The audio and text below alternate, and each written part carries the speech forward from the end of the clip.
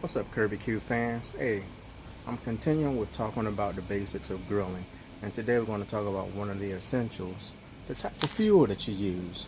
All right, so that's important, and that's going to play an important part in it, the way that your food turns out in the end. So there's two popular types of fuel that's on the market right now that you can use when you're setting up your grill. You have briquettes, which are pre-shaped and formed to give you a consistent burn. I'm going to talk a little bit more about that. And then you have lump charcoal, okay, where the pieces are kind of inconsistent. You have big, small pieces, and so you're going to get sort of a different burn off of that. So let's talk about briquettes. Now, behind me is Royal Oak. They don't sponsor me, as my friend Ricky Farmer says from Meat Star. Ain't nobody giving me nothing, but it is the brand that I like to use. So that's what I have on hand is Royal Oak. But let's talk about the briquettes for a moment. The briquettes, as I said earlier, are pre-shaped and formed, and all charcoal starts with is basically just wood that's burned, that's in a that's burned in a low oxygen environment, and burned in a low oxygen environment to burn off the impurities in the wood. And then what's left is a compound that's about 25% different than when it went in, and it's either shaped into little briquettes or into chunks of wood. Okay, what's left in the chunks of wood is where you get your lump. What's left in the little briquettes are your briquettes. And of course, the most popular form of briquette on the market is Kingsford. Now, Kingsford, from what I read in the book, so if it's in a book, it got to be true. But from what I heard from what I heard about Kingsford, their quality control is really high, and when they go for the wood products that they use to make their briquettes. And so to make this little briquette form, there's additional binders and stuff that's put into this. Now, depending on who you talk to in the barbecue world, they're going to say those binders and stuff is going to impart is going to impart some type of flavor into your food. It maybe it do, maybe it don't. The one thing I will say, do not use the match-like type of briquettes.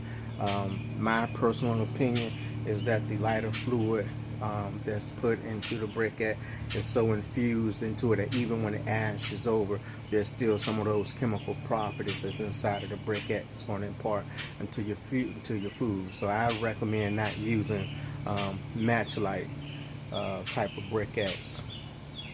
But as I was saying, the brand, there's chemicals and impurities that's inside of the briquette. That's what helps it hold its shape and makes it aerodynamic. And with each briquette being about the same size, you're going to get a consistent burn with it. Now, the other down thing with the briquette is the amount of ash that it produces during the burn time, and depending on what type of cooker you have, that's going to affect your cook, because as that ash begins to build up, it's going to begin to choke off some of the oxygen flow that's inside your heating chamber, and so you have to watch out for that. So if you're using briquettes in your smoke or in your grill, you want to make sure you shake off the ash and remove it, especially if you're doing a long cook like for brisket or pork butt. All right. So if you're going to use briquettes, you want to use an all natural. Look for one that says all natural. In other words, the binders that's used to form the briquettes are natural ingredients. That way you shouldn't get a bad taste from your food if you can detect it at all. And also the ash that's burnt down is going to burn down pretty much like a lump in my experience. That's why I like using Royal Oak, because the ash that's left over isn't the same ash. Like, if you burn a Royal Oak briquette compared to a Kingsford briquette, you're gonna get less ash with the Royal Oak. And especially when you go to lift your lid on your smoker or your grill, you're not going to get all that ash flying up and landing on your food. Okay, so look for one that says all natural on the bag if you're going to use briquettes. All right, so that's my quick summary on the briquettes. Let's talk about lump. Lump charcoal is it's often cited as burning hotter. Maybe in my next video I'm gonna do a semi-scientific video where I'm gonna burn a chimney of briquettes and a chimney lump and see which of the two is burning the hottest and test it that way. At least, you know, on a basic level we'll see if it actually works. But again, with lump, out of this bag, here's 2 pieces of lump. You can see you can get varying sizes of lump charcoal. With that, you're not going to get prolonged consistent heat. Now, let me say this, because I talked about getting a consistent heat with the briquettes. It's not so much as consistent heat as being able to manage the burn time of the fuel. Maybe I should say it that way. You'll be able to get a manageable burn time because the briquettes are of a consistent size than you will with the lump charcoal, because the bits, because of the pieces in the lump charcoal are different sizes. Your burn times is going to vary significantly between the two, and the heat in the lump is, in my experience, is you're going to get a higher heat. But again, we're going to do that little semi-scientific test in my next video. So with lump is going to give you a pretty good wood flavor that you may not get from a briquette. The briquette, as it burns and as the food and as the fat drop off of the food into the coals, it's going to vaporize, and that's going to add a char flavor to the food. But the charcoal briquettes themselves won't impart any additional flavor to your food. Whereas if you're using lump, and especially if it's lump of a certain particular wood type, like you got mesquite lump, hickory lump, pecan lump, that particular wood properties is going to burn off, and you'll be able to see that in your food. Now, why I saved that for my smoking video, I just want to talk about smoke flavors, but I saved it for my wood video. But back to lump again with it. You'll want to use lump. Consider using lump if you want to get a great sear on your hamburgers, your hot dogs, and you're doing a steak. Consider using lump, and it's going to be a good thing, not in my opinion. All right. So that's gonna be basically it. That's basically.